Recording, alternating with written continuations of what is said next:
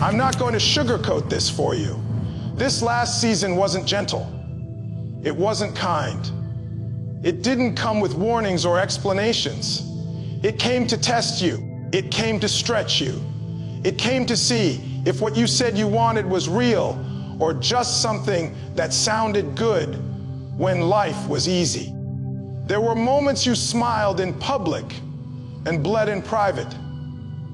Moments where people thought you were fine, but they didn't see the weight you were carrying when the lights were off and the room was quiet. Nights where sleep wouldn't come because your mind wouldn't shut up. Days where you showed up exhausted, not because your body was tired, but because your spirit had been under pressure for too long. You lost some things. Maybe you lost people you thought would always be there. Maybe you lost time, money, confidence, momentum. Maybe you lost the version of yourself that believed effort alone guaranteed results. And that hurt. That hurt deep, because nobody talks about how painful it is to do everything right and still not see it work out the way you planned. Nobody prepares you for the silence after you give your best and the world doesn't clap. Nobody warns you that sometimes growth feels like being buried, not elevated. But hear me clearly, this season didn't come to destroy you. It came to develop you. The pressure wasn't punishment. The delay wasn't denial. The struggle wasn't a sign you were off track. It was proof you were being trusted with more. Because weak minds break under pressure, but strong purpose gets sharpened by it. What you went through wasn't random. It was intentional. Life was asking you one question over and over again: how bad do you really want it? There were days you questioned yourself. Days you wondered if you were behind. Days you compared your progress to someone else's highlight reel and felt like you were losing. And that comparison almost killed your joy, almost made you forget how far you've already come. Almost convinced you that your pace was a problem, instead of realizing your pace was preparing you for longevity. See, fast success looks good, but unprepared success destroys people. And you weren't being delayed, you were being reinforced.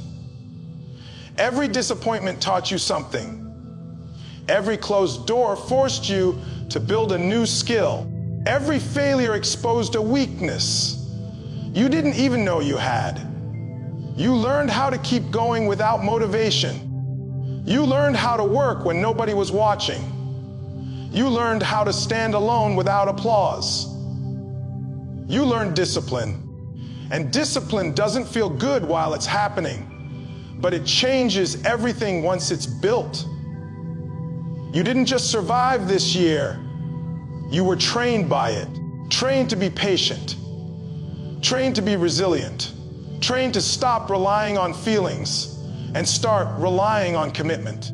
You found out who you really are when nobody was cheering you on. You found out what you're made of when quitting made sense.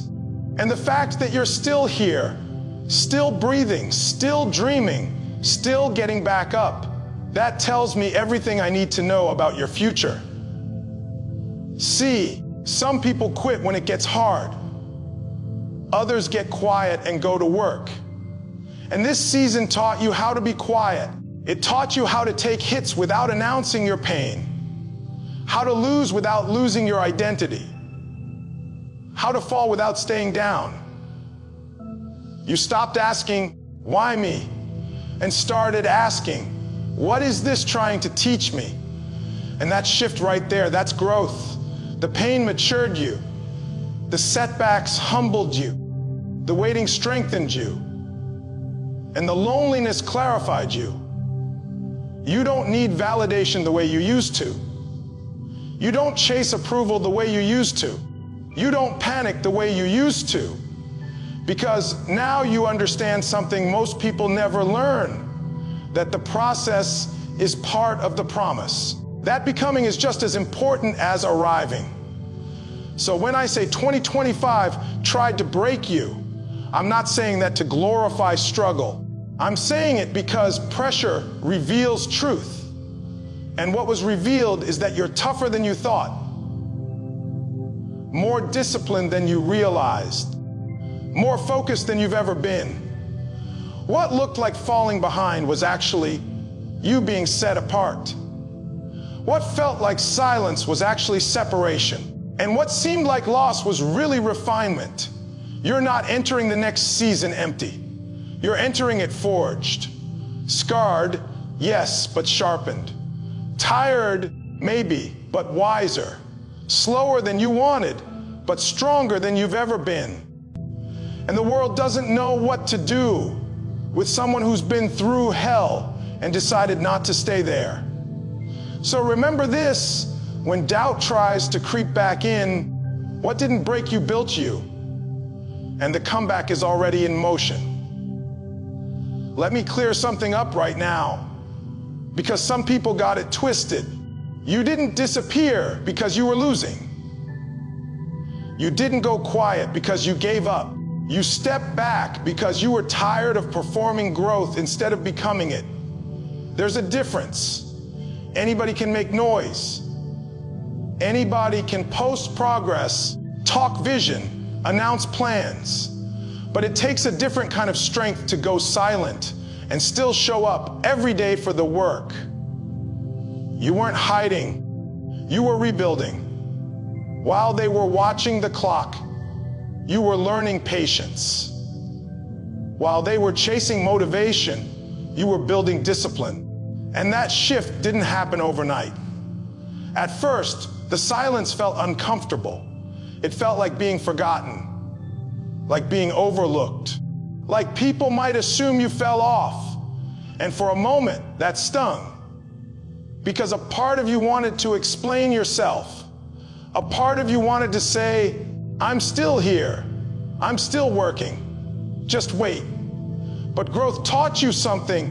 Real results don't need announcements. You stopped feeding the need for validation and started feeding the process. You learned how to wake up and work even when you didn't feel inspired. You learned how to do the small, boring, repetitive things that don't get applause but build foundations. You learned that consistency doesn't look exciting, but it creates momentum. And momentum, once it's built, is hard to stop. See, there's a version of you that loved attention more than progress. And that version had to die, because attention fades, but structure lasts. Excitement wears off, but habits carry you through. So you began to restructure your life. Your routines changed. Your standards changed. Your circle changed. You became more intentional with your time, your energy, your focus. You stopped explaining yourself to people who weren't willing to understand your process anyway. The grind became personal. No cameras, no announcements, just you and the work. You learned how to be alone without being lonely. You learned how to say no without guilt. You learned how to delay gratification without resentment. And those lessons weren't comfortable. They required you to sit with yourself, face your weaknesses, confront your excuses, and replace them with discipline. There were days you wanted to break the silence, days you wanted to show proof that you weren't wasting time, days you wanted credit for the effort you were putting in behind the scenes.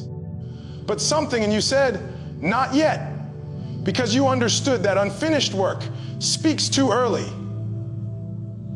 And you weren't interested in talking, you were interested in transforming. You stopped measuring progress by how it looked and started measuring it by who you were becoming. You noticed you were calmer under pressure, more focused under stress, more grounded when things didn't go your way. That's growth. That's rebuilding. That's the kind of progress that doesn't trend, but it lasts. People confuse silence with weakness. But silence is often strategy. Silence is focus. Silence is discipline. When you're locked in, you don't have time to explain. You don't have time to argue. You don't have time to prove yourself to spectators who aren't willing to bleed with you. You've been in the gym of life, lifting heavy weight nobody else sees. And let me tell you something, rebuilding is messy. It's not linear. Some days you feel unstoppable. Other days you question everything. Some days you see growth. Other days it feels like nothing is changing. But what you didn't do is quit. You stayed. You showed up. You kept stacking days. And stacking days builds character. Character builds confidence. Confidence creates presence. You're not the same person you were when you went quiet. Your mindset is sharper. Your tolerance for excuses is lower. Your hunger is cleaner. You're not chasing hype anymore. You're chasing alignment. And alignment is powerful because when your actions line up with your purpose, progress becomes inevitable. So when people say, "Where have you been?" let them wonder. Let them assume. Let them talk. Because when the results show up, explanations won't be necessary. The work will speak. The discipline will speak. The growth will speak. You didn't disappear. You were rebuilding. And now the foundation is strong enough to hold what's coming. At some point, you have to be honest with yourself and admit this. The version of you that started this journey cannot be the version that finishes it. That old you did the best they could with what they knew at the time, but that version has reached its limit. And if you try to carry old habits, old mindsets, old fears into a new season, you're going to sabotage what you've been praying for. Growth demands separation. And 2026 doesn't have room for who you used to be. There are patterns you can't keep excusing, ways of thinking you can't keep justifying, comfort zones you can't keep calling. Balance. Because the truth is, some of the things you labeled as personality were really protection. Some of the routines you called normal were really holding you back. And some of the people you held onto were familiar, but not aligned. Letting go wasn't easy, but staying the same would have cost you everything. You had to confront yourself.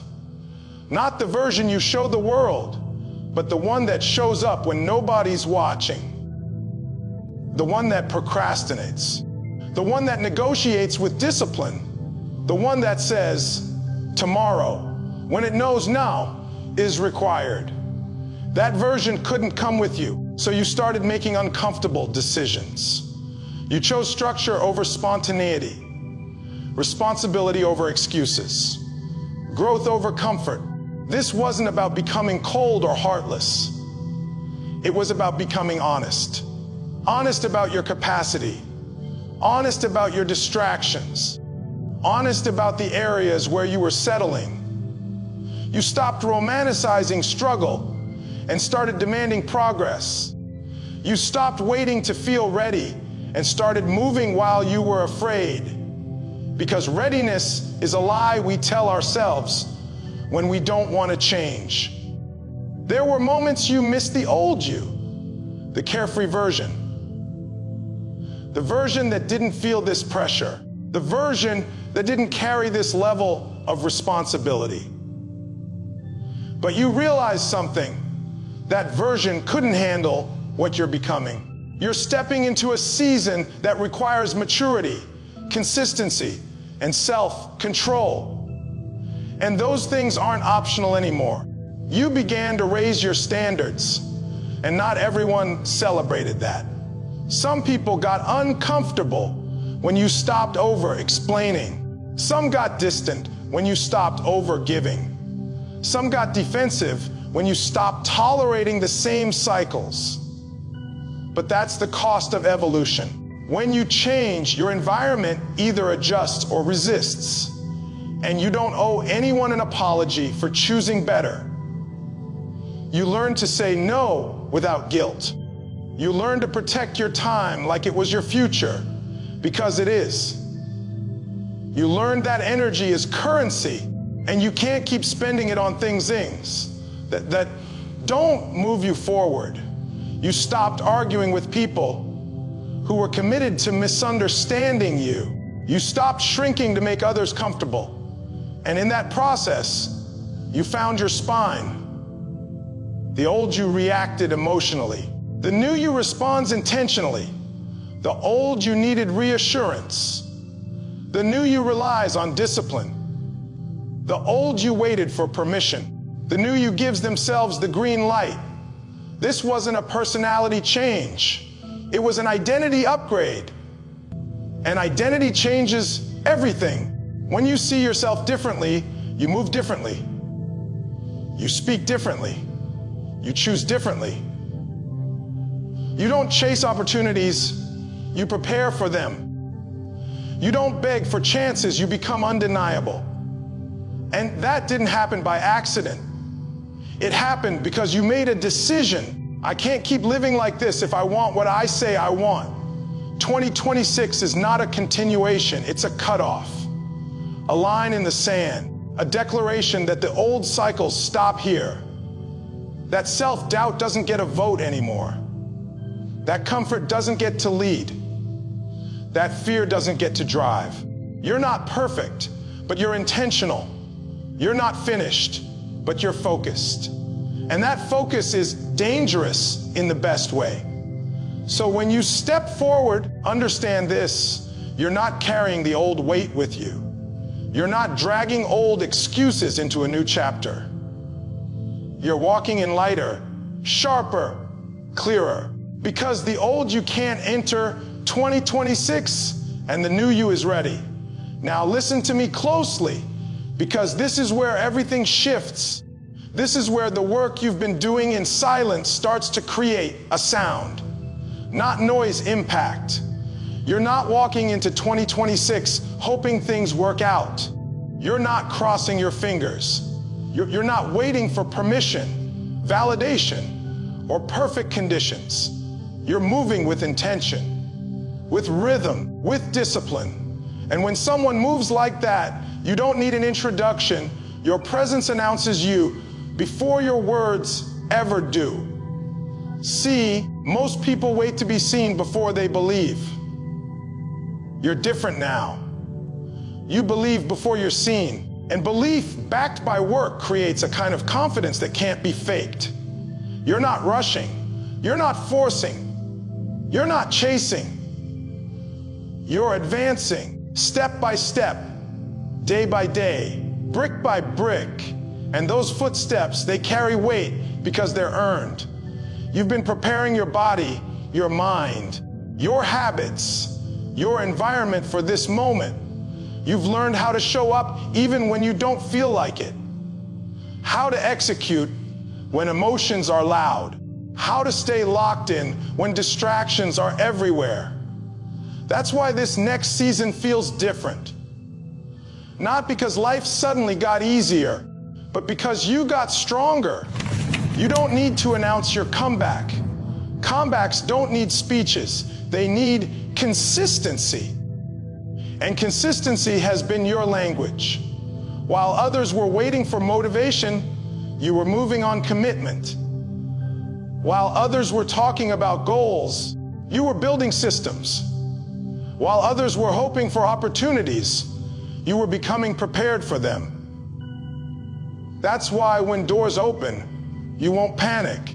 You'll walk in like you belong there, because you do.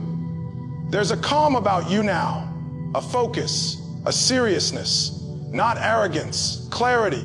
You know what matters and what doesn't. You know where you're going and what it's going to cost. And you've already decided the price is worth paying. That decision alone separates you from the crowd. People will start to notice, not because you're loud, but because you're consistent. Not because you're everywhere, but because you're effective. And when they ask, how did this happen?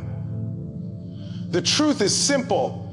It didn't happen overnight. It happened over lonely mornings, disciplined evenings, uncomfortable sacrifices, and relentless repetition.